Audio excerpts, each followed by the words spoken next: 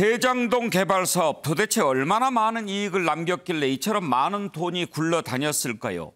곽상도 의원 아들 퇴직금 50억에 이어서 50억씩을 또 주기로 했다는 이른바 50억 클럽의 명단이 공개가 됐습니다. 국민의힘 박수영 의원이 오늘 국회에서 공개를 한 건데요. 들어보시죠. 정영학 회계사의 녹취록과 복수의 제보에 의하면 김만배, 유동규, 정영학 등의 대화에서 50억 원씩 주기로 한 6명의 이름이 나옵니다. 녹취록에 50억 약속 그룹으로 언급된 분들입니다. 제가 오늘 처음으로 그분들을 공개를 하겠습니다.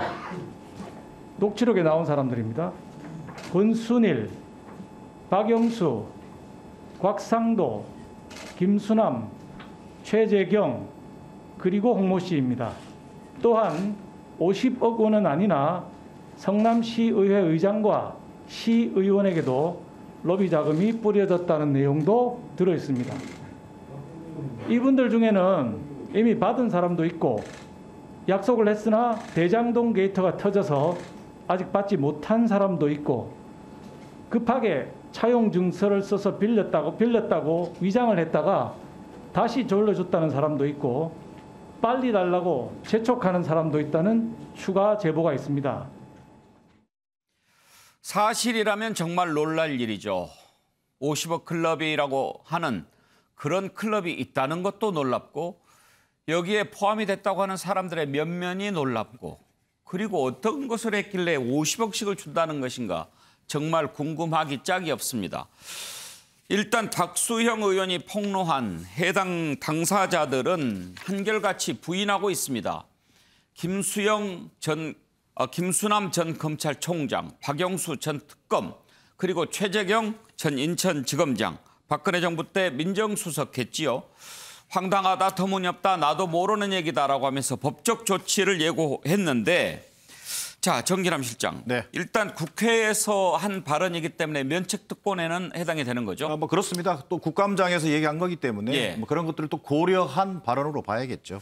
그런데 지금 나와 있는 이 명단을 한번 봤을 때 개연성은 어떻게 보십니까? 글쎄요, 이제 보기에 따라서 다양한 시각이 있겠습니다만 저는 상당히 개연성이 높은 걸로 보여진다. 이게 이제 곽상도 일제 전 의원이 됐죠. 예. 전 의원의 아들이 50억을 받았다고 돼 있지 않습니까? 그런 걸 왜 도대체 무슨 일을 했길래 50억씩이나 받았을까? 이런 대부분의 일반 국민들의 의문이 있었단 말이에요. 근데 그 정도 역할을 하고 50억을 받을 정도면 지금 거론되는 사람들의 면면을 보면 사실은 충분히 그 50억을 받았을 개연성이 높아 보인다. 물론 그분들이 다 뭐 사실관계를 부인하고 있기 때문에 대단히 조심스러운 표현에 불과합니다만 저는 그래서 이게 결국은 50억 클럽 그러는데 본질적으로는 50억 뇌물 클럽이다. 그리고 이게 지금까지 그 국민의힘이 주장해 왔던 이게 뭐 이재명 게이트다. 또는 뭐 또 여당에서 주장하는 국민의힘 게이트라기보다는 토건 세력과 법조 카르텔의 민낯이 드러난 하나의 사건, 상징적인 사건 아니냐. 저는 이렇게 보여지고요. 더욱이나 더 이게 그 이재명 게이트하고는 좀 거리가 멀어 보이는 것은 이 사람들의 몇몇 6명 다 사실은 박근혜 정권 때 대단히 중용됐던 사람이거든요. 그런 면에서 본다면 검찰이 좌우면하지 않고 즉각적이고 철저한 수사를 통해서 실체를 규명하는 것이 지금 현재 가장 필요한 일이다. 이렇게 보여집니다. 윤경 의원, 만약 그렇다면 정말 이해가 안 가는 게요. 지금 저 50억 클럽이라고 하는 명단을 공개하는 사람이 국민의힘 소속 의원이잖아요. 그렇습니다. 민주당 의원도 아니고. 그렇습니다. 저 명단을 공개해서 이재명 후보한테 불리할 게 없어 보이는데. 그렇습니다. 지금 싸움은 이재명 지사, 그러니까 지금 민주당의 1위 후보를 궁지로 몰아넣을 수 있는 뭔가 실마리를 찾는 그게 아마 이번 국감에서 국민의힘의 전략일 텐데 그런 관점에서 보면 박수영 의원의 이거는 지금 앵커가 잠시 말씀하셨습니다만 내부 총질이냐 이런 생각이 들어요. 아무튼 방향이 좀 헷갈려요. 그렇습니다. 그러니까 이분의 경력을 따지고 보니까 경기 부지사를 역임을 했어요. 그것도 행정부지사예요. 그러니까 내가 경기도 일을 그만큼 잘 안다. 이걸 뭔가 좀 자랑하려고 하는 건가 하는데 그러기에는 너무 사실은 무게가 크죠. 예. 전 얘기를 듣고 한 가지 주목한 게 있습니다. 도대체 50억 클럽 이 사람들이 받기로 했던데 주기로 한 건 누구냐는 없잖아요. 그러니까 흔히 지금 일반적으로 화천대유라는 이 주체 시행사의 역할을 했던 이 주체의 주도권을 쥐고 있던 김만배라는 사람이 거기도 뭐 언론인 출신이라는데 김만배라는 사람이 그러면 주도적인 역할을 하면서 자기가 끌어들인 또 다른 천화동인인가 하는 그 7 투자자들 이들에게 당신들이 다들 수익을 많이 확보했으니 그 돈 중에 내놔서 그걸로 주겠다는 건지 이 대목이 바로 지금 우리 정기남 실장이 얘기하신 것처럼 검찰이 자금 흐름에 대해서 지체 없이 나서서 수사를 해야 되는 거다. 저는 처음부터 특검 얘기를 할 때 이미 특검에 대해서는 고개를 갸우뚱했던 게 3, 4개월 시간 보내버리고 나중에 대선 국면에 휘말리면 그야말로 정치적인 결정밖에 못 내리는데 지금 고소고발이든 아니면 뭐 다른 연유든 간에 권한을 쥐고 있는 곳이 경찰과 검찰이라면 여기서 빨리 자금 흐름이 드러난 이 대목만큼은 곧바로 수사에 착수를 해라. 이런 경우에 해당자들이 참고인이 될지 뭐 피의자가 될지는 뭐 전문가들의 몫이긴 합니다만 하여튼 저는 이 6명의 지금 명단이 나오면서 주기로 한 건 누구다라는 얘기까지 했으면 이게 완결판이 될 텐데 그게 없어서 좀 아쉬웠습니다. 그런데 윤경호 의원, 이게 요즘에 진행을 하다 보면 현실감이 좀 없어져요. 이게 50억이라고 하는 게 얼마나 큰 돈입니까? 그런데 30몇 살짜리한테 50억 줬다는 것만 해도 놀랐는데 또 이런 사람들한테 50억을 마치 500만 원 주듯이 이렇게 주는 게 이게 현실적으로 가능할까 그런 생각이 드는데 잠시 후 우리가 따져보겠지만 또 뭐 3억 뇌물 준 사실을 감추기 위해서 120억을 또 주고 그랬다는 것 아니에요? 어떻게 이렇게 50억을 쉽게 생각할 수 있을 정도 그런 단위가 막 돌아다니게 됐을까요? 바로 그런 점에서 도대체 이 부동산 개발 투자를 통한 불로소득이 얼마나 규모가 엄청나고 또 이 불로소득이라는 게 이 사람들의 감각을 이렇게 마비시킬 정도로 시중에 많은 분들이 지금 앵커 말씀하신 것처럼 그냥 10,000원 단위 아니야 했는데 억 원 단위라고 얘기할 정도의 금액이 이렇게 쉽게 실제로 오갔는지 아니면 그들의 입을 통해서만 얘기가 됐는지 모르지만 됐다는 거는 이 부동산 불로소득이라는 게 정말 얼마나 심각한 문제인가. 전 그래서 뭐 두고두고 앞으로 할 얘기입니다만 이 대장동 사건이라는 게 서로 누가 돈을 먹었느냐 누가 나쁜 놈이냐 이거 말고요. 앞으로 이 부동산 불로소득을 어떻게 근절시킬 건가를 우리가 고민하지 않으면 이거 말짱 의미 없는 거다는 생각이 듭니다. 일반 사람은 상상도 할 수 없는 그런 액수가 막 이렇게 얘기가 나오는 그런 지경입니다. 다시 돌아가서 박수영 의원이 왜 이런 명단을 공개했을까요? 이재명 후보에게 불리할 것 같지도 않아 보이는데 당장 민주당에서는 다 박근혜 정부 때 인사들 아니냐 이렇게 공격합니다. 들어보시죠. 박수영 의원님께서 화천대유 게이트의 50억 클럽의 내용을 말씀해 주셨습니다. 권순일, 박영수, 곽상도, 김수남, 최재경, 홍모 씨. 곽상도는 아들이 50억 받았는데 추가로 50억을 더 받는다는 것인지 내용을 알 수가 없는데요. 이 6분 홍모 씨를 제외하고 다 박근혜 정부 때 분들입니다. 권순일 전 대법관도 마찬가지고요. 박영수 특검도 박근혜 정부 때 임명한 특검이고요. 곽상도는 여러분도 아시다시피 국민의힘 국회의원입니다. 김수남 박근혜 정부의 검찰총장이고요. 최재경 박근혜 정부의 민정수석입니다. 그런데 왜 결론은 이재명이죠? 저는 참 이해를 할 수가 없습니다. 최수영 컨설턴트, 저도 이해가 잘 안 돼요. 왜 국민의힘 의원이 저걸 폭로했을까요? 저는 그 특검을 가자는 그 전략을 짜는 밑바탕을 깐 게 아닌가 싶어요. 그러니까 권순일 대법관이 여기 사건에 직접적 관련자입니다. 그리고 그 박영수 특검 마찬가지고요.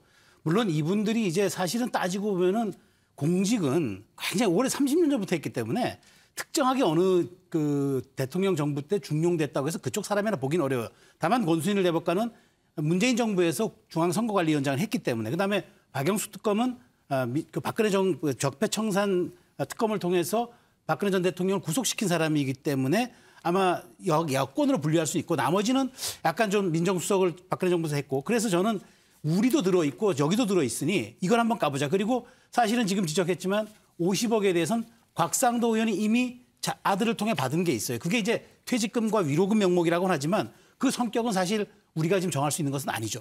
밝혀진 게 없으니까. 자, 그렇다면은 이 녹취록을 박수영 의원이 깔 때 사실 녹취록은 그렇잖아요. 그러니까 여기 녹음을 할 때 상대와 이야기를 하지 않습니까? 그런데 이 녹취하는 사람이 아주 터무니없는 이야기라면 듣는 사람이 함정이라고 생각할 수 있습니다. 혹시라도 의구심 가질 수 있는데 그것이 직접적인 대화로 그러니까 유연하게 이어졌다고 하면은 그것은 나누기 위한 하나의 사실관계일 가능성이 매우 높기 때문에 저는 가능성이 높은 그다음에 곽상도 의원이 이미 50억 아들을 통해 지급된 것 팩트도 있는데다가 이렇게 여야 다 관련된 인사들을 모두 소환함으로써 이 사건은 검찰에 맡길 수 없다. 특검에 가야 하지 않느냐. 실체적 진실을 특검에서 가리자라고 어떤 밑바탕을 까는 그런 초기 전략으로 저는 이해가 됐습니다. 김한기 변호사, 일단 지목된 당사자들은 한결같이 법적 대응하겠다라고 하는데 국회의원 면책특권 아래 이루어진 발언이라서 대응하기가 쉽지 않을 것 같은데 어떻게 할 수 있을까요? 네, 이 6분들 입장에서는 뭐 당연히 뭐 반발하는 건 당연한 거고요. 그 억울하신 분도 분명히 있을 수도 있으니까. 근데 다만 이게 뭐 현역 국회의원이 국민의 대표로서 국회 내에서 발언한 거기 때문에 법적으로 문제 삼기는 굉장히 어렵고요. 뭐 앞으로 이 부분 사실 뭐 일반 국민들 저도 마찬가지지만은 이런 50억 하는 순간 이게 상실감을 느낄 수밖에 없고요. 여기에는 굉장히 부패 고리가 있다. 이게 어디까지 흘러 들어갈 수 있는지 분명히 의구심을 갖기 때문에 이 판을 굉장히 키운 발언이라고 생각이 들고요.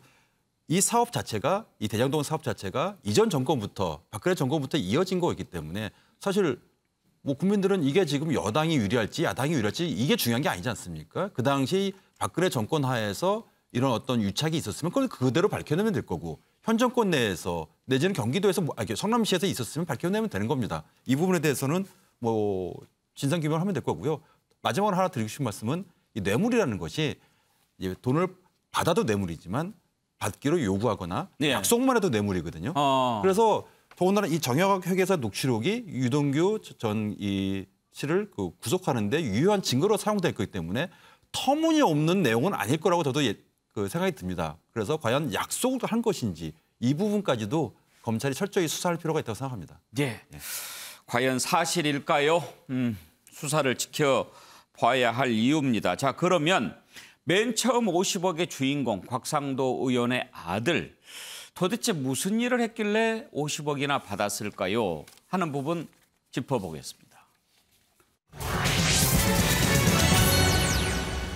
이번 국정감사에서 왜 50억 주어야 됐을까라는 부분에 관한 내용들이 나왔는데 곽상도 의원의 아들이 그런 얘기를 했습니다. 문화재 발견으로 공사가 늦어지게 됐는데 그거를 제거하는 노력으로 인정을 받았다. 문화재가 발견이 될 수도 있고 문화재가 발견되면 또 여러 가지 절차가 필요하죠. 그래서 그거를 제거했다고 하는데 31살 젊은 사람이 어떤 능력으로 그걸 가능하게 했을까요? 궁금하지요. 그랬는데 그 신청을 했는데 곧바로 허가가 나왔다고 하는 겁니다. 문화재청장은 하자가 없다. 국회에서 그렇게 얘기했지만 그걸 아는 많은 사람들은 그렇게 빨리 나올 수가 없다고 얘기합니다. 무슨 일이 있었을까요? 관련된 녹취를 들어봅니다. 부분 허가 완료가 10월 25일에 났고요. 네. 대정지구에 대한 최종 허가가 11월 20일에 났으니까 약 25일 단축했다는 거거든요. 네. 그러면 25일 단축했으면은 거기서 받은 성과급이 50억이면 하루에 2억 원이라는 계산이 나오고요. 이게 뭐 특혜로 본다면 특혜로 된 부분대로 문제가 될 것이고 네. 압박 찬스를 쓴 거니까요. 예. 그 부분 완료라는 것은 사실은 공사가 급해서 그걸 진행하는 건데 그렇게 급한 상황이 아니었잖아요. 25일은요. 예.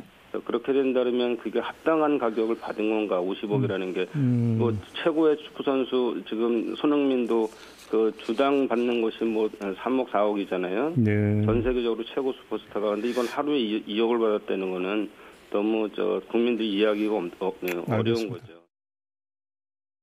예. 자, 그러면 문화재청에 곽상도 의원이 부탁을 해서 이 문제를 푼 걸까요? 곽상도 의원은 당시에 문체관광위원회에 있었다고 하는데 자, 이 문제를 열린민주당 김의겸 의원이 어제 국감에서 문화재청장에게 질의를 했습니다. 들어보시죠. 왼쪽 부분의 날짜를 보십시오. 2017년 10월 23일에 성남의 뜰에서 문화재청으로 보냅니다. 그랬더니 10월 25일에 전결이 납니다. 신청한 지 이틀 만에 허가가 떨어진 겁니다. 문화재청이 이토록 신속하게 업무 처리를 한 이유가 뭔지 대단히 궁금합니다. 자, 왼쪽 페이지 하단을 좀 봐주십시오. 담당자 곽병채, 곽상도 의원의 아들의 이름이 버젓이 써 있습니다. 1990년생 27살짜리가 보낸 신청서를 문화재청이 대한민국의 문화재청이 청장의 이름으로 이틀 만에 마치 기다렸다는 듯이 허가를 해줍니다. 네, 내부적으로 제가 점검을 좀 한번 했고, 네. 제가 판단하기로 지금 이 법이나 우리 절차상의 어떤 특이한 문제는 발견하지 못했습니다. 예, 자 정렬함 실장. 네. 이례적으로 좀 빨리 처리가 된 거다 이렇게 볼 수 있나요? 뭐 공무원들이 정말 일 처리를 잘해서 이틀 만에 처리했다면 칭찬받아야 될 일이죠. 이 성남의 판교 분당 지역이 사실은 삼국시대 때요. 예. 백제와 신라의 격전 지역입니다. 그래서 문화재들이 많이 유출되는 것으로 알려져 있어요. 그러면 사실은 공무원이라든가 문화재청 입장에서는 대단히 신중하게 접근을 해야 됩니다. 그리고 또 그런 업무를 하는 것 자체가 예. 보통 10일 이내에 어떤 어떤 판단을 하도록 되어 있는데 이것을 이틀만 해줬다? 이것은 전문가들의 지적이 다 어떻게 보면 문화재청장은 저렇게 굉장히 조심스럽게 얘기하고 있습니다만 예. 전문가들의 지적은 이건 조력 없이는 불가능한 일이다라고까지 단정적으로 얘기하고 있지 않습니까? 단지 그 조력자가 누구냐인데 지금 시점에서 곽상도 의원의 아들을 도울 수 있는 최고의 조력자는 아빠 찬스. 소위 이른바 그 당시에 문화체육관광위원회의 야당 간사 역할을 하고 있었기 때문에 그런 조력을 받았을 거라고 하는 어떤 추론이, 합리적 추론이 충분히 가능한 영역이라고 봐야 되겠죠. 그렇지만 최수영 컨설턴트, 지금 정말 이례적으로 이렇게 빨리 허가를 내주는 게 가능한가 궁금하긴 한데 문화재청장 답변을 들어보면 절차상 하자가 없었다는 것 아니에요? 예. 그런데 2017년에 일어난 일이니까 지금 문화재청장하고 관련이 없는 사안이고 그렇죠. 예, 예. 지금 문화재청장은 그때 당시 관련은 없지만 이게 만약에 조금 그런 의심이 있다라고 한다면 민주당보다는 국민의힘에 더 불리할 건데 그렇죠. 그렇게 얘기를 하지 않잖아요. 그렇죠. 예. 그건 또 뭘까요?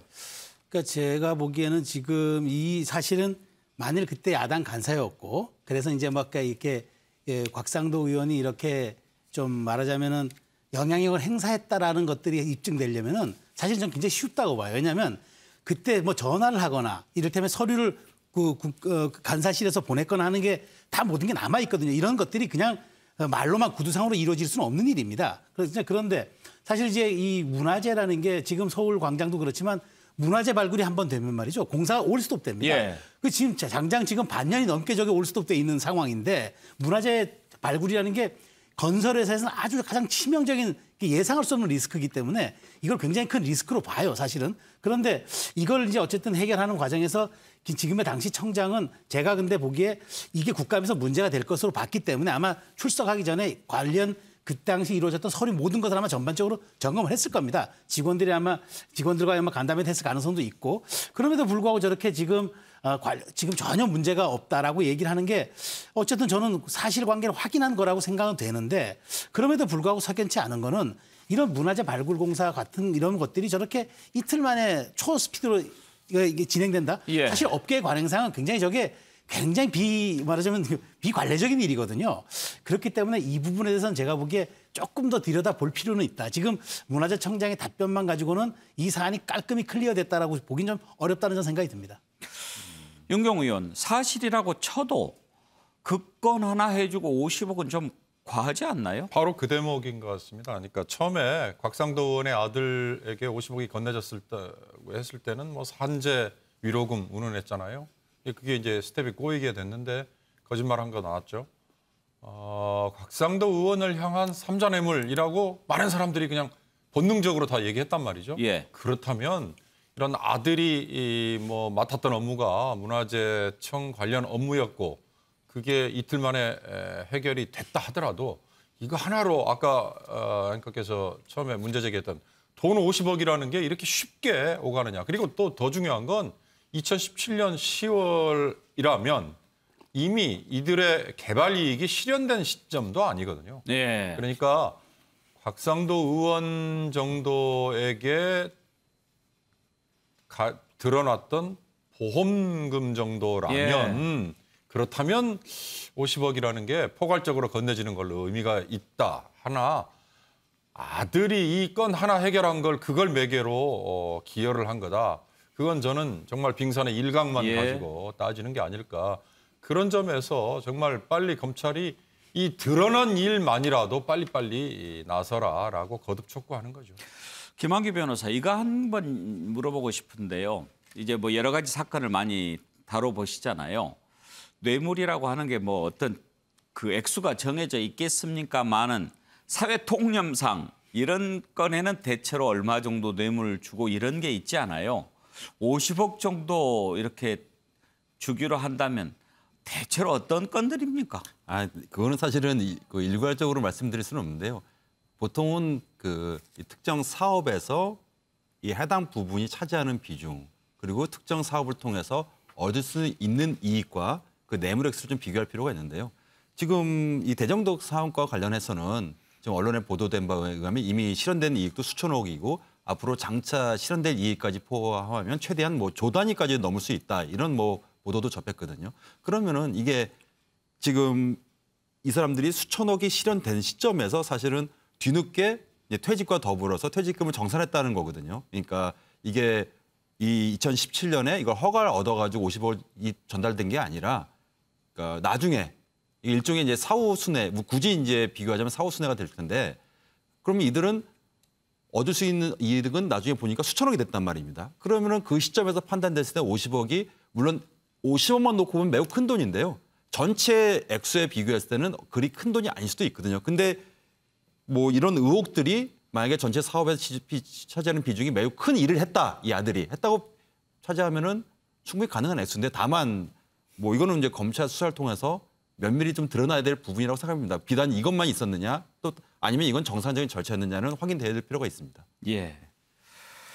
도대체 무슨 일을 했길래 50억씩을 준다는 말입니까? 일반 사람들 평생 일해도 만져볼 수 없는 그런 돈 아닙니까?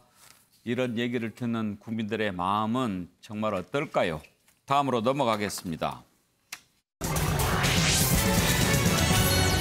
이번에는 요지경 속 대장동 개발 사업 의혹으로 들어가 보겠습니다. 풀리지 않는 의문이 여전히 남아있는데 그중에 하나가 3억 뇌물을 줬다. 그런데 이걸 폭로하겠다라고 하면서 150억을 요구를 했다라고 하는 겁니다. 자기가 뇌물을 줘놓고 나 뇌물 준 것 폭로하겠어. 내 입 막으려면 150억 내놔. 이렇게 얘기를 했다는 거죠. 이런 요구가 현실적으로 가능할 것 같습니까? 그런데 가능했습니다. 들어온 게 120억이었거든요. 이거는 가능할까요? 실제로 있었다는 것 아닙니까? 도대체 대한민국 지금 이 어느 구석에 이런 일들이 일어나고 있는데 한 나라 맞습니까? 관련된 내용을 한번 들어보시죠.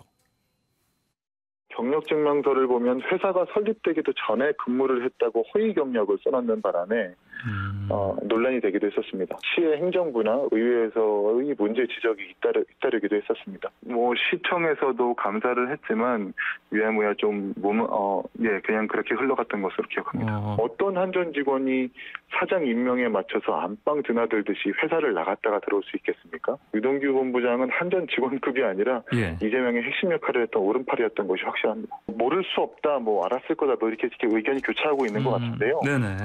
저는 모를 수 없다기보다 적극 알았을 것이라고 주장을 하고 싶습니다. 유동규 개인의 일탈로 보기에는 의유가 겪은 유동규 본부장은 그렇게 지능적이거나 치밀하지는 않았습니다. 공사를 운영하는 데 있어서 이 수조원 규모의 개발을 혼자서 개인의 일탈로, 개인의 계획으로 짜서 추진하기에는 다소 자질이나 역량의 논란이 있었었다, 부족했다.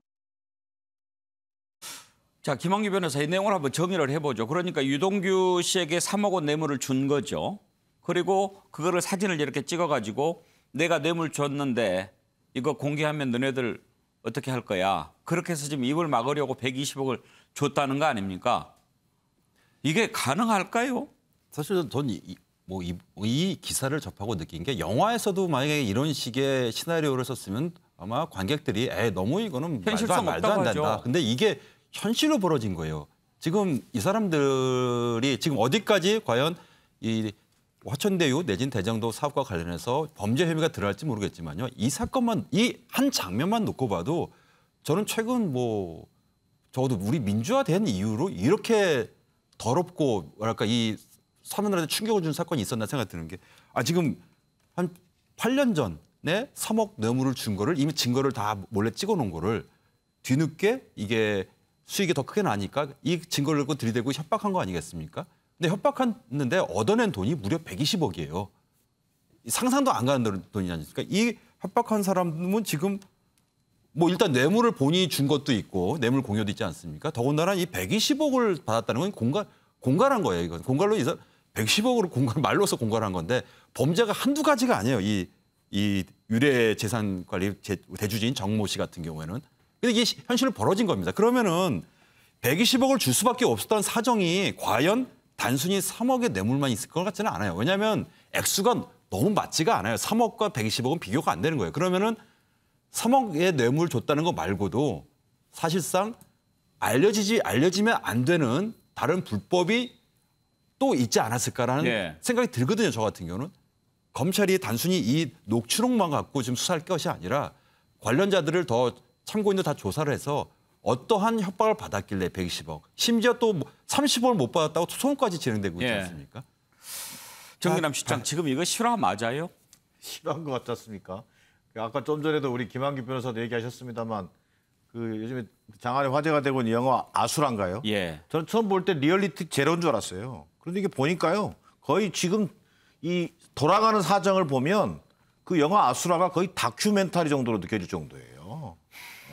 그러니까 이게 정말 말 그대로 뇌물을 뇌물로 막고 이게 진짜 우리가 상상할 수 없는 일들이 벌어지고 이들 사이에서는 아주 일상적이었던 것이겠구나라는 걸 느낄 정도잖아요. 실제로요. 저는 유동규 전 본부장에게 3억 뇌물 준 사실을 빌미로 150억을 받아내려고 했다. 이 사람도 사실은 업자예요. 그렇지 않습니까? 근데 결국은 이 말은 무슨 얘기냐면 토건 비리 세력과 결탁한 유동규의 역할. 이 과정에서 보여지는 것은 유동규가 역시 이번 사건의 키맨이었던 것은 분명해 보인다. 그다음에 두 번째, 유동규가 실제로 유동규에게 약속했다라고 하는 금액. 유동규가 그걸 자기는 나중에 농담이라고 치부했습니다만 700억. 그 대장동 개발 이익의 25%. 그게 결국 얼마입니까? 700억의 실체가 나왔단 말이에요. 이런 부분에 대한 명명백한 수사를 통해서 이것이 그냥 현실이라기보다는 이 어떤 부패 완판의 세상, 이것을 드러내는 하나의 계기로 작동할 때만이 이 사건을 보는 우리의 좀 시선이 그나마 좀 위로가 되지 않겠는가, 이런 생각이 듭니다. 자, 농담이라고 하기는 했습니다만 그건 모르죠. 아무튼 700억 주기로 이런 얘기를 했고 어쨌든 3억은 갔습니다. 그런데 단순히 3억 뇌물 준 것을 입막기 위해서 120억이나 주었을까요? 왜 이렇게 어마어마한 액수의 돈을 건네면서 입을 막으려고 했을까요? 바로 이게 풀리지 않는 의문입니다. 그래서 과연 유동규 씨와 이재명 지사와의 관계는 어떤 관계냐? 혹시 그것 때문에 입을 막아야 될 필요가 있었던 건 아니냐? 이런 의문이 생기는 거죠. 측근 논란이 사그라들지 않는 이유입니다. 오늘 이 부분 또 김은혜 의원이 지적했는데 들어보시죠. 연담을 신청해도 받아주지도 않고 유동규 본부장한테 가라. 본부장한테 가면은 절대 피해 안 가게 해준다. 당신 어떻게 책임지냐니까. 내 말이 시장 말이다. 네. 내 말이 이재명이 말이니까 믿고 기다려라. 이렇게 된 거예요, 이게. 그런데 이제 결국 우리는 땅을 500~600만 원에 계약을 한 거를 결과적으로는 그 화천대유 성남의 뜰이 계약을 하면서 그냥 반값에 후려쳐가지고 저희끼리 놀아본 거 아니에요. 토건 세력이 민간 개발을 추진했다고 하지만 원주민들은 이재명 지사가 함께 싸우겠다면서 민간 개발을 추진했다고 증언하고 있습니다. 국민의힘의 파렴치함은 또 있습니다. 구속된 유동규를 이재명 지사 측근으로 몰더니 궁색해지자 걸재권자에 있기 때문에 무조건 책임이 있다는 막가파식 주장은 헛웃음만 나옵니다. 돈 받은 사람이 모두 국민의힘 국회의원과 관련된 인사들인데 왜 이재명이 범인이란 말입니까? 윤경원 의원, 지금 이 부분을 계속 들여다보고 있는데 헷갈리는 주장들이 지금 있어요. 그러니까 이재명 지사가 얘기하는 것과 국민의힘이 주장하는 게 완전히 궤가 다르잖아요. 그렇습니다. 어느 쪽 말을 믿느냐에 따라서 사안의 본질이 달라질 정도로. 토건 비리 세력들이 해먹은 거대한 정말 스캔들, 이게 큰 그림이 하나 있는 거고요. 이거는 기간을 조금 더 확장을 해서 봐야 될 필요가 있습니다. 그리고 이재명 지사가 얘기한 것처럼 민관 공동 개발을 통해서 그나마 개발 이익을 관이 반은 환수한 이 대목은 이재명 지사가 2014년부터 2018년까지 이를테면 성남시장으로 재임했던, 물론 그 전에도 했죠. 성남시장으로 재임하면서 벌어졌던 일, 이렇게 두 개를 지금 나눠서 봐야 되는데, 아까 정재창이라는 이를테면 유동규 씨에게 3억 원을 뇌물을 준 걸로 지금 드러난 그 사람을 포함해서 남욱이라는 변호사, 그리고 정영학이라는 회계사, 이들이 언제부터 이 대장동이라는 곳을 개발하기 위해서 그림을 그리고 달라들었느냐. 이렇게 조금 더 위에서 봐야만 이 그림이 조금 더 보이지 않을까 싶은 생각이 들어요. 그 사람들은 처음부터 민간 개발을 해야 된다. 그리고 뭐 거슬러 올라가면 이명박 대통령이 재임 시절에 LH가 나서려고 하는 거에 제동을 걸었다고 하고, LH가 나서려다가 당시에 이지송 사장이 대통령의 뜻을 받들어서 나서지 않겠다고 했던, 뭐 이런 것들도 다 지금 역사가 같이 버무려져 있지 않습니까? 그러니까 그런 그 연장에서 보면 민간 개발을 해서 정말 아까 말씀드린 것처럼 부동산 개발로 인한 불로소득, 이게 이렇게 사람들의 손을 더 크게 만들고 뇌물의 단위가 더 커지고 이렇게 되는 건데요. 결국 저는 이재명 시장이, 당시의 시장이 어떤 역할을 했느냐는, 이 유동규가 이미 이제 구속이 되고 지금 조사를 받고 있는데, 설사 나 혼자서 다 그림을 그렸다, 내가 다 결정을 했다 하더라도 사후 보고했고, 또 돈이 어떻게 수익이 나오는데 그건 어떻게 처리하기로 했다에 대해서 구체적으로 검찰 조사에서 아마 증언이 나온다면 그 대목 가서는 이재명 지사가 또 다른 해명과 대응을 할 수밖에 없지 않을까 하는 생각이 듭니다. 예. 자, 또 한 가지 의문이 있습니다.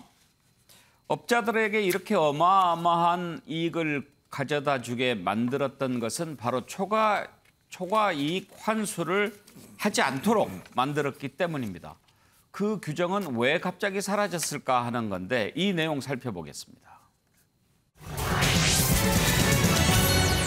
당초에는 성남도시개발공사가 민간 초과이익 환수 조항을 넣어야 한다, 이런 검토 의견서를 만들었다고 합니다. 그런데 7시간 만에 이 조항이 사라졌습니다.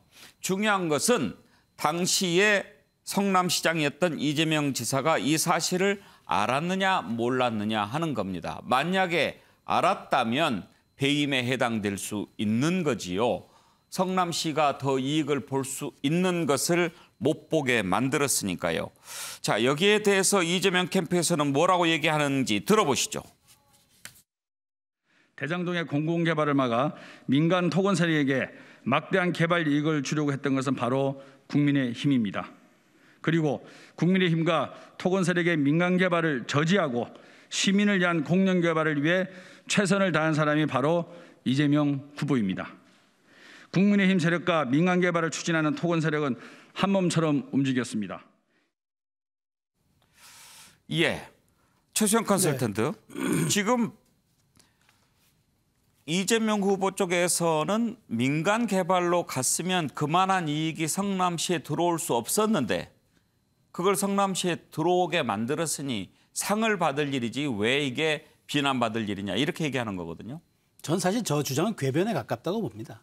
저는 궤변에 가까운 거니까 통상 수도권 개발 사업은 원래 공공이 전담하는데 좋아. 그럼 이번은 공공과 민간이 같이 한다고 서로 한 거 아닙니까? 자 그러면 여기서 가장 중요한 거는 이익을 조정하는데 이익 조정에 대한 규정이 없다는 거예요. 근데 지금 중요한 게 저거 아닙니까? 그렇게 만들어 놨더니 그게 7시간 만에 사라졌다는 거잖아요. 자 그러면 이게 핵심 아니에요? 그러니까 저는 민간 쪽에 배당금 상한선을 두지 않도록 했던 주주협약이 어떻게 결정됐는지 이 7시간의 비밀을 저는 완전하게 한번 들여다봐야 된다고 생각하고요. 그렇다면 이 과정에서 어떤 지시와 보고가 오고 갔는지가 이 사실규명의 핵심이다라는 거죠. 그렇다면 사실 지금 다 하는 논쟁은 충분히 이해할 수가 있는 거예요. 이 두 가지만 밝히면 됩니다. 왜냐하면 그 개발이라는 것이 그렇잖아요. 사실은 땅 매입이 가장 어렵고 그다음에 인허가가 어렵고 그다음에 분양이 어려운데 땅 매입은 성남시가 다 해줬고요. 인허가도 며칠 만에 다 해줬고 그렇다면 이제 분양 문제인데 분양도 사실은 땅 짓고 헤엄치기였단 말이죠. 그때 당시 주택연구원 그 조사를 보니까 미분양이 20% 나와도 이건 남는 사업이라고 규정을 했습니다. 그렇다면 이 과정에서 왜 민간이 과도하게 가져갈 수 있는 거를 이걸 이 상한선을 두지 않고 왜 캡을 씌워놔가지고 못하게 했던가. 이게 규명의 핵심인데 저는 이 7시간의 비밀을 들여다봐야죠. 근데 이걸 과연 지금 10월 10일 지금 민주당 경선이 닷새밖에 안 남았는데 검찰이 할 수 있을까요? 저는 사실 좀 의문이 듭니다. 김학규 변호사, 지금 유동규 씨가 뇌물, 배임 이런 혐의로 구속이 돼 있죠. 그 배임이 바로 이 부분입니까? 네, 사실 뇌물 같은 경우는요. 그 유동규 씨 개인의 일탈로 이제 치부해버리면은 사실은 커다란 파장까지 생기지 않겠죠. 근데 문제는 이 배임입니다. 배임. 그러니까 이 배임을 통해서 뭐 아주 쉽게 말씀드리면은 이 시민들한테 가야 될 돈이 이 민간 토건 세력들한테 갔다. 이게 가장 핵심적인 거거든요. 지금 문제되는 것도 초과 이익입니다. 사실은 뭐 이건 되게 상식적인 거거든요. 예를 들면은 여기서도 이번 거에서 문제되는 게 이 민간 사업자의 분양가를 넘어선 이익에 대해서는 지분 비율대로, 왜냐하면 공사가 지분 비율이 50%가 상회했거든요. 그럼 지분 비율대로 나누면 아주 지극히 정상적인 배임에 아예 문제가 생길 수가 없는 겁니다. 그런데 그 부분을 삭제한 거예요. 그러면은 이 성남공사가 가질 수 있는 돈이 없어지게 되는 겁니다. 그러면 이 돈이 다 이 토건 세력들한테 가게 된 건데, 그럼 상식적으로 성남 시민들, 더 나아가서 이 원주민들은 막대한, 더군다나 이거는 수천억 원에 달한다는 돈 아니겠습니까? 그러면 이 초과 수익을 왜 50%가 넘는 이 성남공사가 가질 수 있는 조항을 왜 뺐을까? 뺀 것을 주도한 사람이 누군가? 현재로서는 지금 뭐 이번에 구속된 유동규 씨에 대해서는 최소한의 범죄 혐의는 소명됐으니까 구속되지 않았겠습니까? 그러면 과연 그것을 유동규 씨가 혼자 했을까? 아니면은 다른 사람들과 공모했을까? 누가 지시했을까? 이 부분이 어떻게 보면은 이번 대장동과 관련된 사건에서 가장 핵심적인 사안이라고 봅니다. 그러니까 일단 유동규 씨가 배임 혐의로 구속된 것에는 이 초과 이익 환수분을 포함하지 않은 것이 배임에 해당이 된 거죠. 예, 이번에 소명이 됐습니다. 그러니까 만약에 그 초과 이익 환수를 유동규 씨 독자적으로 한 게 아니고 이재명 지사가 당시 시장으로 있을 때 이 사실을 알았다면 이재명 지사도 그 혐의에서 벗어나기 힘들잖아요. 사실 되게 민감한 사안이긴 한데요. 뭐 예를 들면은 이게 배임이라는 것이 사실 어떻게 보면은 경영 판단과 어떻게 임무 유배랑 경계선에 있는 거거든요. 그래서 이런 범죄 사실, 그러니까 범죄 사실이라는 건 간단합니다. 다시 말씀드리지만 주민들에 가야 될 돈을 이 민간업자들한테 가도록 임무를 유배한 건데, 그거를 이재명 지사가 유동규 씨가 서로 공모하고 이렇게 초과이익 환수를 빼버리고 했느냐, 아니면은 유동규 씨가 어떤 과장 내지는 감원 이설을 해서 이 지사가 그것에 속았느냐, 이 부분에 대한까지 검찰 수사가 이어져야겠죠. 일단 지금 이재명 지사는 내가 어떻게 미래에 이만한 이익이 날 것을 알아볼 수 있겠느냐. 내가 뭐 예언가 노스트라다무스냐 이렇게 이야기합니다. 그리고 민주당의 송영길 대표도 지금 이재명 시장이 당시에 했던 일들은 정말 모범적인 일이다라고 얘기를 하고 있습니다. 들어보시죠. 저는 인천시장을 2010년부터 14년까지 했기 때문에 당시 부동산 상황을 정확히 이해하고 있습니다. 핵심 논점은 이 부동산 개발을 해서 이 민간한테 이익을 많이 넘겨준다는 논란인데 저는 이 문제를 지적하고 있습니다.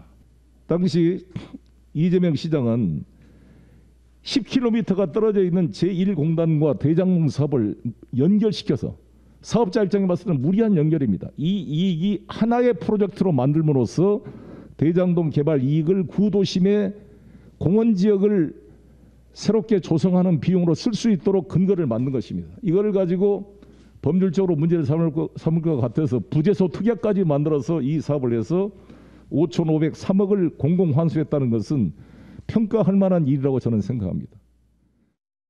자, 정기남 실장, 일단 뭐 송영길 대표는 민주당의 유력한 대선 주자 아니겠습니까? 이재명 후보가 보호하려고 하는 게 있죠.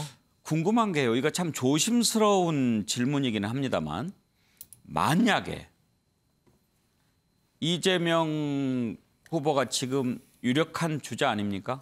네. 10월 10일 날 결정 나죠. 그렇죠. 이번 주 일요일이면 결정이 나죠. 그때 만약에 과반으로 후보가 됐다고 쳐요. 현재로서는 되는 것이 거의 기정사실처럼 보입니다. 만약에 됐을 때 네. 되고 나서 혹시 이거 이제 가정입니다. 무슨 문제가 생겨서 더 가기 힘들어졌다. 그렇게 되면 민주당 대선 후보는 어떻게 되는 겁니까? 아니 뭐 지금 말씀처럼 가사 그런 일이 벌어지면 어떻게 될 거냐 이렇게 됐는데 결국 지금 현재 그 보여지는 흐름으로 본다면요. 저는 이재명 지사가 정면 돌파를 선택하고 있고 또 실제 지지율이 뒷받침을 하고 있단 말이에요. 이게 진영과 진영 간의 싸움으로 돼 있기 때문에 후보 사퇴라는 결정을 쉽게 내리기는 어려울 걸로 보여집니다. 그리고 검찰 수사가 과연 지금 우리가 추론을 하고 있습니다만 이재명 지사의 어떤 배임의 어떤 가능성, 책임의 가능성, 어떤 법적으로 또 충분히 이런 것들을 제기할 만한 수사까지 갈 수 있겠느냐라는 데 대해서는 저는 좀 약간 의문이 있고요. 자, 그런 면에서 본다면 이미 미리 전제를 앵커께서 이제 만약이라는 전제를 아주 깔았습니다만 예. 저는 그런 만약은 일어나지 않을 가능성이 더 높다. 이렇게 보고 있고요. 왜 그러냐면요. 지금 이게 주주협약 이후 2015년이죠. 2015년에 주주협약을 맺은 이후에 2018년 이후에도 마찬가지입니다만 수시로 그 수차례 어떤 협약 내용을 바꾸어요. 그러나 만에 하나 이제 있을 수 있는 그동안의 성남 도시개발공사가 소위 이른바 초과이익 환수를 만약에 해야 될 근거가 되려면 지분에 따라서 아까 많은 사람이 얘기했습니다만 지분에 따라서 어떤 이 초과이익을 같이 일정한 비율에 따라서 가져가도록 한 조항을 삭제했단 말이에요. 뭔가 굉장히 의심이 가는 부분이죠. 자, 근데 과연 저는 이 부분은 저는 지금 현재 추론이긴 합니다만 현재까지 드러난 검찰 수사라든지 전반적인 정황을 놓고 본다면 자, 성남도시개발공사가 50% 플러스 한 주라고 하는 굉장히 우위를 차지하고 있었지만 실제 실권이 없었고 또 이런 주주협약 내용을 수시로 바꿀 수 있었음에도 불구하고 이 조항을 안 했고 이 모든 걸 지휘한 것은 유동규 전 본부장으로 보인다는 겁니다. 자, 그럼 유동규 전 본부장이 혼자 했겠느냐? 저는 혼자 했을 거라고 생각하지 않습니다. 아까 어떤 분이 인터뷰에서 내용 중에 유동규는 그렇게 치밀한 사람도 아니다 뭐 이런 표현도 있던데 저는 토건 비리 세력과 결탁했을 가능성이 높다. 자, 그렇다면 이재명 시장은 이걸 과연 알았겠느냐? 자, 기본적으로 몰랐을 수도 있죠. 이런 설계를 짜는 것 자체가 그 당시에 부동산 경기라든가 이걸 감안할 때 이 사업 자체를 출범시키는 것만으로도 그다음에 성남시의 이익이라고 하는 개발 이익을 5천억 정도로 확보하는 것만으로도 이재명 지사는 이건 대단한 사업이라고 판단했을 가능성이 있습니다. 그러나 그 이후에 부동산 가격 폭등, 이거 누구도 예측할 수 없었던 것이죠. 그러나 그 이면에 있었던 토건 비리 세력의 이 초과 이익이라든가 이런 부분들을 노리고 그 사람들이 유동규 본부장과 함께 만약에 이 일을 벌였다면 사실은 이재명 지사의 적극적인 책임을 묻기는 좀 어려운 측면이 있는 거죠. 일단 이재명 지사는 관리 책임은 인정하고 사과를 했지요. 자, 오늘은 이 사건 여기까지 다루겠습니다. 다음으로 넘어가죠. 국민의힘 후보 8명이 결혼 TV 토론 어제 마지막이었죠. 윤석열 후보에게 집중포화가 쏟아졌습니다. 손바닥 왕자, 위장 당원 발언 이런 것들 논란의 대상이 되지 않았습니까? 보시죠. 천공 스승님 아십니까? 천공이라는 말은 제가 못 들었는데요. 네. 이거는 모 언론인이 인터뷰를 이 사람하고 했는데 본인이 스스로 윤석열 후보의 멘토 지도자 수업을 시키고 있다 그런 자칭하는 분인데 아니요. 제가 알긴 하는데요. 무슨 멘토니 하는 얘기는 알겠습니다. 그건 좀 과장된 알긴 알고요. 네네. 지장 스님은 아십니까? 지장 스님은 전 이병환이라는 사람 만나본 적 있습니까? 뭐 하시는 분인데? 아주 뭐 이상한 특정 부위에 그 침을 놓는 사람이라 그래요. 네, 만난 적 없습니다. 윤 후보님 부인하고 장모님이 이 역술, 이 무속인들 이런 쪽에 굉장히 자주 만납니까? 그런 분들을 잘 안 만나기 부인하고 때문에 장모님은요? 우리 장모가 어떻게 하는지는 잘 모르겠습니다만은 아무래도 우리나라 여자분들이 뭐 점도 보러 다니는 분도 있고 하지만 부인은 또 박사기 논문도 운세하고 관련돼서 썼잖아요. 제 집사람, 제 처가 쓴 그 논문은 그 뭐 점에 대한 얘기가 아니고 아바타 디지털에 관한 논문입니다. 왕자 부적 그 문제가 홍콩 외신에도 오늘 보도가 됐어요. 그 국제적 망신입니다. 이 잘못한 거죠. 국민들께 하여튼 제 차가 뭐 지하에만 다닌다고 하는데 같이 오는 그 우리 팀들이 많기 때문에 지하에서 기다리게 할 수가 없습니다. 그래서 카니발이 늘 1층에 있고. 알겠습니다. 그건 좀 말이 안 되는 얘기 같습니다. 오늘은 부적 없죠? 오늘요? 네, 오늘은 없죠? 부적은 뭐 그게 부적이라고 생각을 했으면 제가 손바닥에 그러고 다녔겠습니까? 윤경호 의원, 이제 지난번 토론 때 이렇게 손바닥에 왕자를 쓰고 와서 저렇게 지금 곤욕을 치르는데 그건 아니죠? 어제도 사실은 늦은 시간에 했어요. 사전에 녹화를 했다고 하더군요. 그리고 어차피 끝나는 시간이 밤 12시가 넘었습니다. 그런데 경제정책에 대한 주된 토론이다. 그래서 저는 상당히 좀 주의 깊게 봤거든요. 근데 끝나고 나서 기억에 남는 건 또 왕자 얘기 그리고 주도권 토론 때 서로 주고받았던 서로의 상대에 대한 약점 이거밖에 안 나와서 이 국민의힘 참 큰일 났다 저는 그런 생각이 들더라고요. 이를테면 지난번 서울시장 보궐선거 이후에 쭉 전개된 분위기는 정권 교체론이라는 오로지 그 하나의 기류로 어느 누가 후보가 되더라도 상당히 유리할 것 같다. 그리고 후보가 누가 돼도 별로 상관하지 않는다라는 분위기가 팽배해 있는 걸로 저는 봤거든요. 근데 명색이 어저께가 이제 결과적으로는 마지막 토론회가 됐던데요.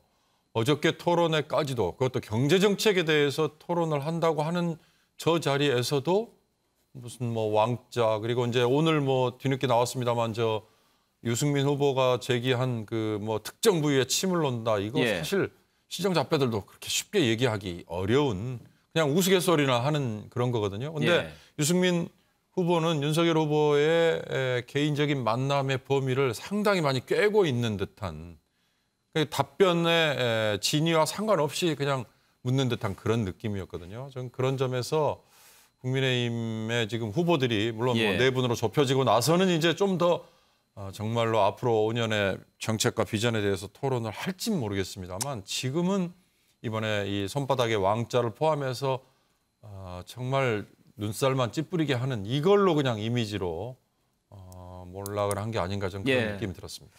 최수영 컨설턴트 그런데 윤석열 후보 이 해명 과정에서 자꾸 논란을 키워요. 그러니까 처음에 누가 써줬는데 그냥 제대로 못 지웠다 이렇게 하면 될 거를 뭐 또 다른 뭐 손가락만 씻는다 뭐 이런 얘기 물론 본인이 한 건 아니지만 오늘 또 해명하면서 우리나라 여자분들 전부 같은 거 보러 다닌다 또 저 얘기도 또 논란이 되고 있어요. 그러니까 사실 우리가 이제 정치인들 얘기할 때 이슈보다는 이슈를 다루는 태도가 중요하다고 하잖아요. 그러니까 결국은 사실은 이제 어떤 우리 국민들이나 대중들은 그 후보의 어떤 그 사실관계보다도 그들을 대하는 태도, 인식을 놓고 보는데, 그러니까 항상 머릿속에 조금 그 윤석열 후보는 정제되지 않는 생각들이 있는 것 같아요. 그러니까 이런 것들이 가감없이 여과 없이 저렇게 토론회장에서 즉각적으로 나오는 게 문제인데, 저는 그거는 뭐 사실 이렇게 라이브한 현장에서 어떻게 통제하기도 어렵고 본인이 그걸 필터링하기도 어렵겠지만 어쨌든 저는 저 부분은 자꾸 어떤 참모들과의 좋은 대화라든가 이런 트레이닝을 통해서 자꾸 본인이 습득을 해야 돼요. 그렇지 않으면은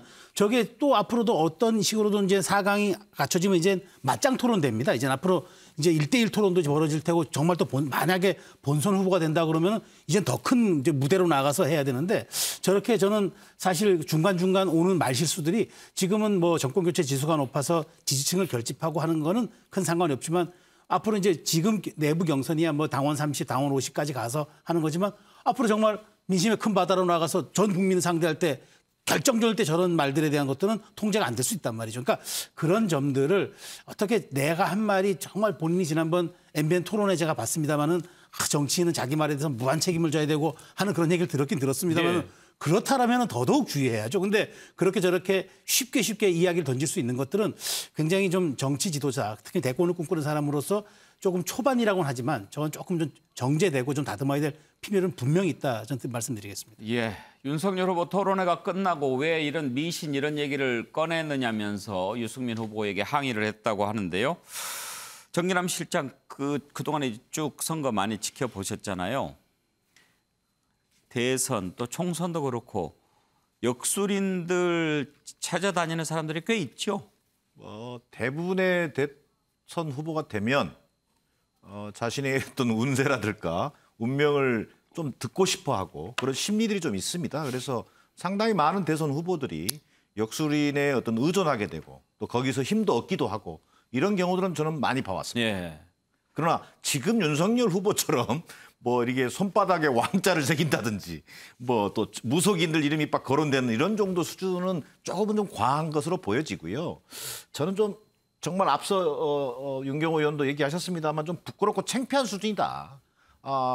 제1야당의 대선 후보 경선 토론회에서 고장 나온다는 얘기가 점쟁이, 무속인, 부적 이러면 상대는 정말 뭐 아주 쉽게 경기를 칠 수 있겠구나 뭐 이런 생각이 들 정도 아니겠습니까? 그리고 어쨌든 윤석열 총장은 지금 현재 묘한 패턴을 보이겠어요. 자, 실현하죠. 또 그다음에 나중에 보면 상식을 벗어난 해명을 해요. 또 그래놓고는 또 논란이 확대가 돼요. 또 캠프 입이라고 하시는 대변인들은 또 이상하게 해명해가지고 또 논란을 키워요. 자, 이렇게 되면 이 윤석열 후보가 지금 굉장히 뭐 여론조사상으로는 앞서가고 있습니다만 계속 비호감이 쌓이고 쌓이는 형국이 되고 있다. 이런 부분에 대한 캠프 차원의 근본적인 대책은 좀 필요한 것으로 보여집니다. 손바닥 왕자 논란도 있었고 또 위장당원 발언도 논란이 됐지요. 지난번에 이준석 대표 당선 이후에 당원들이 많이 늘었는데 이 가운데 역선택을 하기 위해서 위장으로 들어온 당원들이 있다. 이런 주장을 했는데 어제 토론회에서 다른 후보들의 공격을 많이 받았습니다. 들어보시죠. 위장당원 문제에 대해서는 증거는 없으신 거죠? 증거가 여기 있습니다. 예. 국힘 갤러리에도 예. 지금 여기 그 민주당 그 친여 그 성향의 그 지지자 이런 분들이 상당히 지금 이중 가입을 하면서 이 뭐 언제까지 하면은 들어가서 우리가 누구 찍을 수 있냐 뭐 친여 성향의 사람들이 최근에 우리 경선에 개입하기 위해서 위장 당원으로 가입했다는 증거가 있으시니까 계속 문제를 삼아야 되겠네요. 그죠? 아니 그러나 제가 그걸 매일 문제 삼을 일은 아니고요. 그런 게 있으니 투표를 좀 열심히 하자는 얘기를 하는 겁니다. 증거가 있다. 김한기 변호사, 위장당원 발언은 어떻게 생각하십니까? 잘 못 꺼낸 발언이라고 보십니까? 예, 이건 윤석열 후보가 약간 과한 발언 아닌가. 왜냐하면은 일단 문득 드는 생각이 위장이라는 표현이 적절한지라는 생각이 들고요. 어떻든 간에 그 위장이든 아니든 또는 장차 그 대선 과정에서 그 후보들을 심판할 수 있는 국민 아니겠습니까? 이제 국민들에게 어떻든 간에 이제 그런 표현을 위장이라는 보다는 다른 표현을 썼으면 좋았을 것 같고요. 이 문제는 사실 비단 이번에만 한정된 건 아니었고 그리고 뭐 윤석열 후보의 표현했다는 위장당원의 비율이 어느 정도인지도 좀 파악이 안 되는 상황 아니겠습니까? 어차피 여론조사 비율이 이번에도 이제 70%에 좌우되기 때문에 이런 문제로 지금 윤석열 후보가 일희일비할 게 아니고 본인이 지금 지지율 1, 2위 다투고 있으니까 앞으로 그 우리 국민, 그렇게 우리나라를 위해서 5년간 어떤 그림을 그릴 것인지 좀 크게 좀 정치 관한 얘기를 했으면 좋겠습니다. 윤경호 의원, 사실 전략적으로도 그렇게 좋은 발언이 아니라는 지적이 많습니다. 왜냐하면 정말로 위장당원 이렇게 민주당 지지자인데 들어왔다라고 한다면 끝까지 남아서 자기 목적을 달성할 거 아닙니까? 그런데 저 발언에 실제로 나는 국민의힘 이번에 바뀌는 모습이 좋아서 들어왔다라고 했는데 나를 위장당원으로 본단 말이야. 상처받고 떠난 사람 있을 거고. 과연 도움이 되는 발언이냐 이런 지적들이 많더라고요. 우선 이준석 대표를 굉장히 모욕하는 발언으로 저는 봤어요. 이준석이라는 돌풍 불고 나서 뭐 20몇만 명의 당원이 늘어났다고 윤석열 후보 본인도 얘기했지 않습니까? 그런데 그중에 어디서부터 어디까지가 위장당원이냐 이거고, 또 하나 더 중요한 건 대한민국 정당 정치를 저건 정말 모욕하는 발언이다. 선거 공영제 그리고 정당에 대해서 국고가 지원되는 이유는 정말 건전한 정당 정치가 이루어지도록, 그래서 대의제 민주주의가 제대로 이루어지도록 권장하기 위한 것인데, 윤석열이라는 정치인이 정당 정치를 오랫동안 해봤다면 저런 얘기를 감히 할 수가 없죠. 정당이 어떤 구조로 이루어지는지를 안다면 저런 얘기 할 수 없는 거예요. 정말 정당에 가입한 사람들이 어떤 절차를 거쳐서 그 정당 원이 되고, 그리고 당원으로서 당비도 내고, 그리고 권리를 행사하고, 이걸 안다면 그냥 온라인에 무슨 사이트에 회원 하나 가입하듯이 저렇게 쉽게 할 수 있다라고 생각하는 게 과연 가능할까? 실제 미국에서요, 프라이머리나 코커스라는 제도가 도입이 된 이후에 이런 역선택이라는 우려, 이론상으로는 얘기합니다만 실제 그게 이루어졌다고 입증을 한 사례를 밝혀낸 경우는 없거든요. 그러니까 우리보다 먼저 정당 정치를 해본 것도 이런 지경인데, 윤 후보는 이 위장당원이라는 이 표현은 길게 보면 정말 정당 정치에 대한 모욕이다. 저는 그 점을 좀 지적하고 싶습니다. 최수영 컨설턴트는 어떤 의견입니까? 제가 이제 사실 여기에 대해서 조금 자료를 본 게 있어요. 그러니까 이번에 이준석 대표 취임 이후에 이제 입당한 사람이 한 30만 명 됩니다. 예. 그런데 여기서 이제 당비를 1회 이상 낸 사람 책임당원이라거든요. 무려 24만입니다. 그 전에 책임당원이 28만이었어요. 그러니까 갑자기 4개월 사이에 지금 책임당원만 52만 명이 되어버린 겁니다. 그러니까 이제 여기에 이제 그 데이터를 보면은 2030하고 40대가 주류랍니다.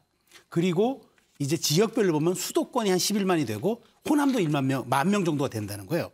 그러니까 이제 얼핏 보면은 이제 윤석열 후보 입장에서는 이제 처음에 이제 왜 역선택 논란을 했잖아요.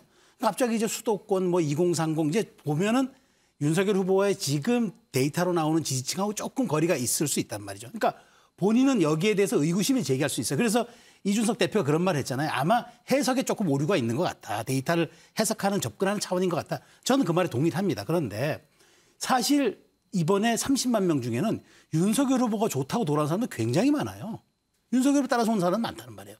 그럼 이것도 뭘로 설명할 겁니까? 그러니까 물론 지금 당원 30%에 최종 4강 올라가면 당원 50%가 되기 때문에 본인은 뭐 투표율을 더 많이 해달라는 뜻으로 얘기했다지만 잘못하면 저건 자해행위도 될 수가 있는 거예요. 그래서 저는 그런 부분에서 이제 저것이 저는 그럼에도 불구하고 약간 전략적인 발언이었다고 생각은 되지만 어쨌든 윤석열 후보가 야당의 지금 대장주라고 이름 듣는 선두권 후보로서 할 수 있는 적절한 표현은 아니었다라는 말씀 드리겠습니다.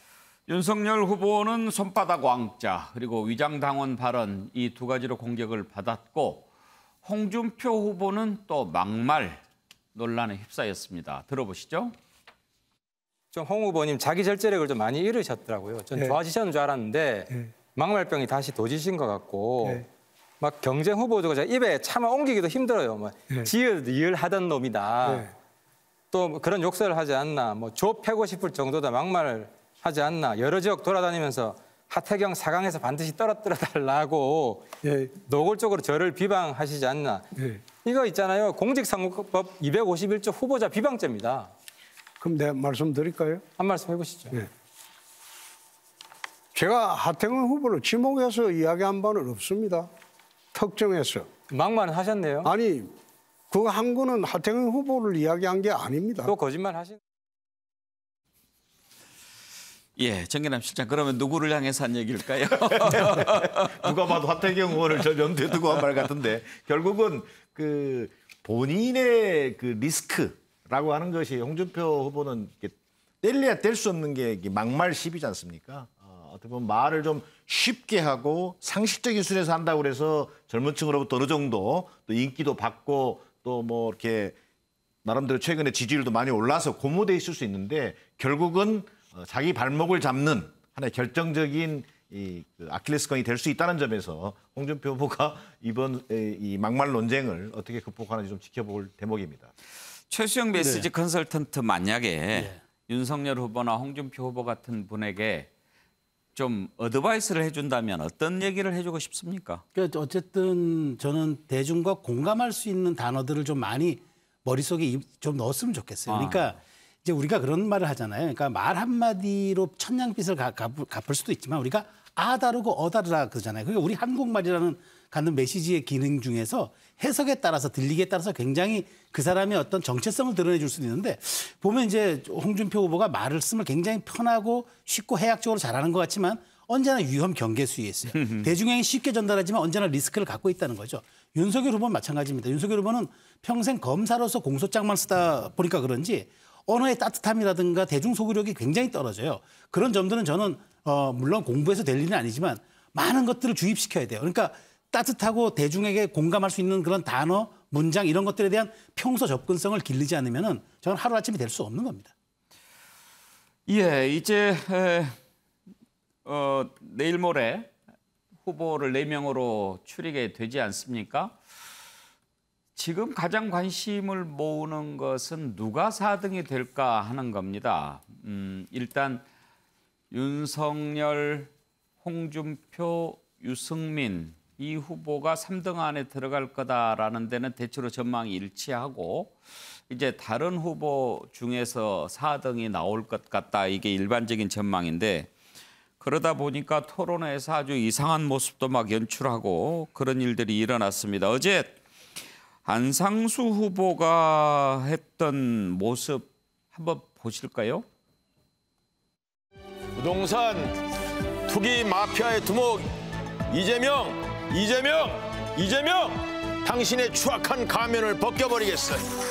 자기를 뽑아준 성남 시민들의 재산 5천억을 갈취하고 국민들을 사과도 하지 않고 거짓말로 개소리로 국민들을 농락하는 이재명 당신을 국민의 이름으로 심판하겠어. 국민들이 지금 아주 허탈하고 답답합니다만 저한테 그래서 토를 보내줬어요. 이놈들 좀 혼내라고. 이재명, 권순일, 나쁜 놈들 나와봐. 이걸 그냥 지구로 떠나라. 또 안상수. 자, 한 번 더 하겠습니다. 이 민주당과 이재명 일당 다 이 토르로 싹 쓸어서 제가 집에 보관하는 관으로 넣어서 묻어버리겠습니다. 윤경호 의원, 지난번에 허경영 후보도 만나고 그랬는데 어제 보인 행동은 허경영 후보보다 좀 더한 것 같지 않습니까? 예, 저도 딱 그 생각이 들더라고요. 그러니까 허경영이라는 그분이 정치인이라고 제가 얘기를 해야 될지 모르겠습니다만 많은 분들이 그동안에 등장했을 때 이 희화화의 대상으로만 그냥 여겼거든요. 근데 뭐 일부는 뭐 그분이 허경영 씨가 내놓은 정책을 누군가가 채택을 했고 또 그렇게 뭐 따라가지 않았느냐라고 얘기하는데 그게 그렇게 저는 맞비교가 될 일은 아니라고 보는데요. 안상수 후보가 어저께 한 행동이 어떻게 영락없이 그동안에 그런 희화화의 대상이었던 허경영 씨를 고스란히 따라가고 있다.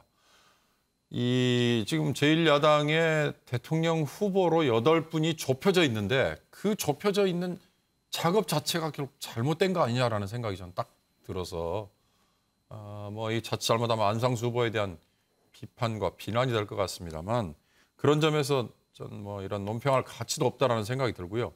누가 4위가 될까라는 생각을 하면서 저는 그런 바람을 한번 가져봤어요.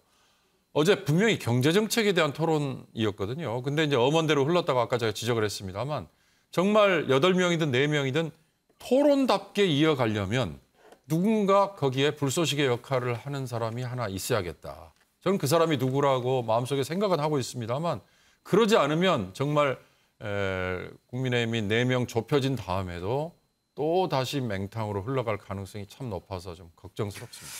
김학의 변호사, 저렇게 공개적인 장소에서 특정 후보의 사진을 이렇게 찍고 욕하고 이러는 것은 법으로 문제가 안 됩니까? 아, 뭐 이 정도는 뭐 이재명 후보가께서 이 화면을 보고 뭐 모욕을 느끼지는 않으셨을 것 같고요.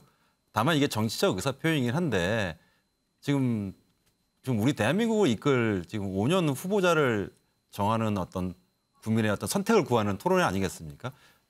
저런 퍼포먼스가 본인한테 도움이 될지 모르겠어요. 분명히 뭐 클릭 조회수를 높이는 데는 도움이 되겠지만은 더군다나 좀 제 우리나라 보수의 정통 보수를 이끄는 정당에서 좀 저런 장면은 좀 본인 정치 미래에서도 좀 이해가 되지 않고요. 예.